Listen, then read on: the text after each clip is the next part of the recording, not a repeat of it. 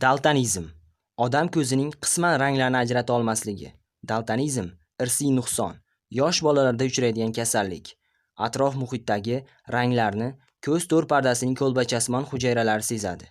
Ularda ranglarni sezuvchi 3 ta har xil element bo'lib, har bir element 3 ta rangni qizil, ko'k yoki binafsha rangdan faqat bittasinigina sezadi. Shu 3 ta rangdan qaysi birini sezadigan element bo'lmasa, odam o'sha rangni ko'rmaydi. Rang ajrata olmaslik tug'ma yoki hayot davrida orttirilgan bo'lishi mumkin.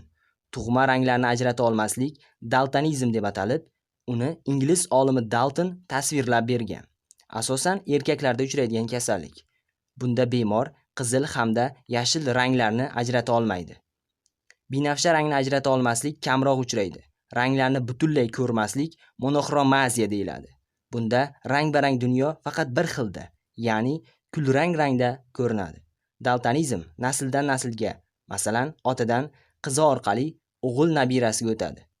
Hayotda orttirilgan ranglarni ajrata olmaslik esa ko'z va markaziy nerv tizimining ba'zi kasalliklari, ya'ni o'sma, shikastlar, glaukoma, ko'rish nerv atrofiyasida ro'y berib, bunda uchala rangning sezishning pasayishi yoki butunlay yo'qolishi sabab bo'ladi.